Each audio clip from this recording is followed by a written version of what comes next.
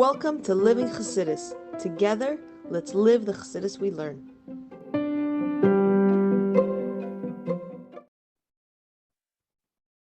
Good morning, everybody, and welcome to the last year in the series of Chassidus in the Morning, 15 minutes. Well, this year is sponsored by Anonymous for Refuah Shleima for Ze'eva, Yosefa, Bas, Malka, Riva. That should have a speedy Refuah Shleima in the source of our learning. So basically, after the last bit of the Maimer,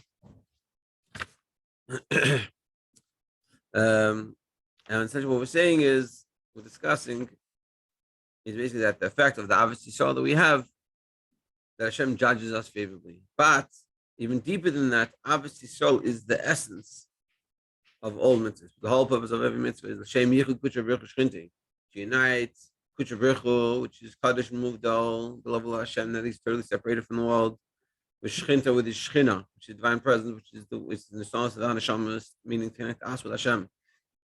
And the ultimate way of doing that is through Avos Yisrael. Every other mitzvah is a specific aspect of that, whereas Avos Yisrael is sort of the totality of it. And that's what we were saying. So then we gave an example of, like for example, the mitzvah of putting on a talus. Yeah. Oh, that's what we're going to do today. Sorry. We'll go from there. So too with all other mitzvahs. That talus, just like when you put on a talus, like it says, you should surely put yourself, have a king upon yourself, which is the Indian of Kabbalah soul, accepting the yoke of Hashem, which is Bechinas or Makiv, which is this level of Makiv, which is surround you. It's a deep level, it's an encompassing light. What are we doing? That at the time when we say Echad and Shema, should give us the ability, when we say that, to give ourselves over, to say to ourselves, I'm willing to give myself over to Hashem, whatever it takes, whatever it's needed. Like I said, if there's no fear, meaning the encompassing light elicited by the talus should evoke fear, not fear, I'm afraid, but fear, awe, trepidation. If there's none of that, there's no chachma. Chachma here, we don't mean wisdom in the sense of more. I mean, chachma comes with kechma, the ability of what, which is self-nullification. That if there's no fear, there's no recognition of Hashem. There's no fear, that doesn't bring any nullification, any realization of the trueness of who we are. Because remember, bittul, self-nullification, is not that I'm putting myself down, I'm telling everyone that I'm nobody. A bittul is recognizing I'm not a separate entity from God. But if there's no fear, there's no recognition of God, it can't produce this level of self-nullification, this bittul. The hayira, but then, like we said before, there's the level of yira that comes after the wisdom. This is in yira in chachma. There's no fear, there's no wisdom. There's no chachma, there's no bittul. But also it says in yira, in chachma, in bittul, in yira. Yeah, and what is that? This is nullification out of existence, meaning that you feel yourself totally not separated from God. You don't feel yourself as a separate entity from God. That's because of the closeness of Hashem. So like so the two types of bittul in general. There's a bittul, there's a self-nullification, which is I put myself aside.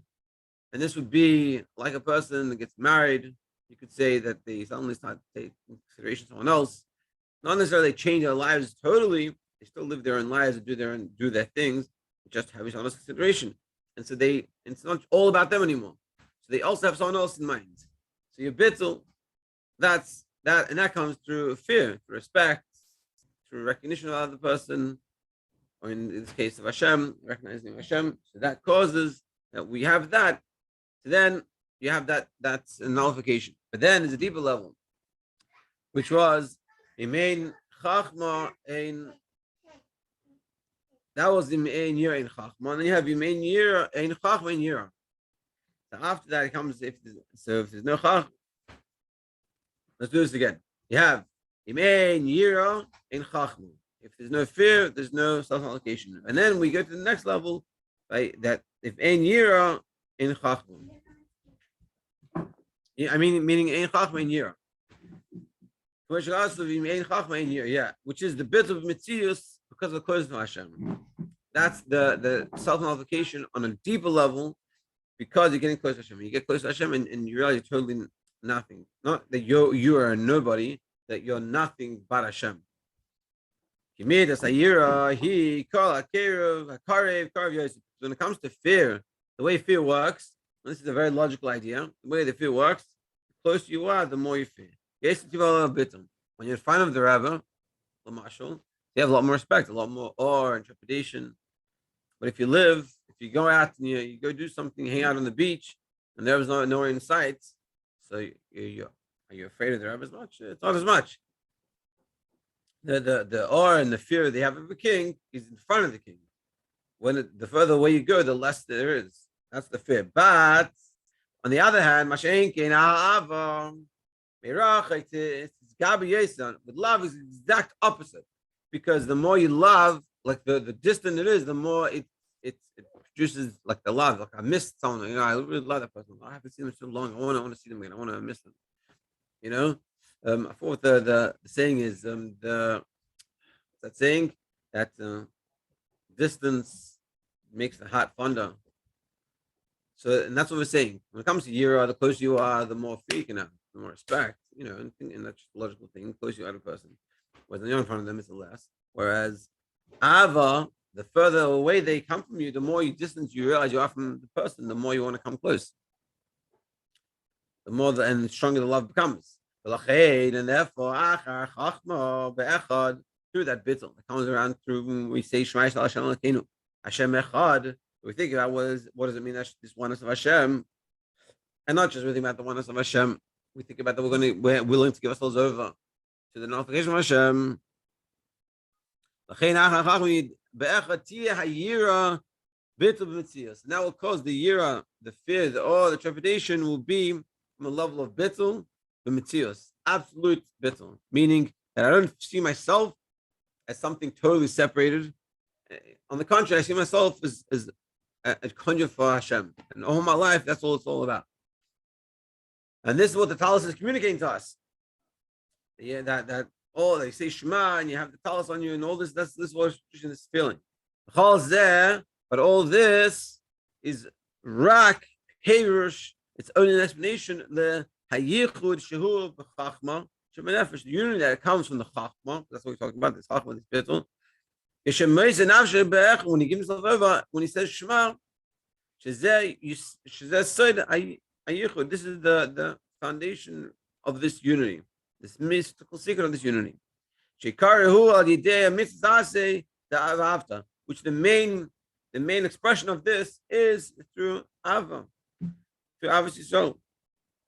Because Sha'az, when you have it, essentially because when you have Ava Yisrael, Kulach, Yafa, Rayasi, like I said before, that you're totally beautiful, my beloved.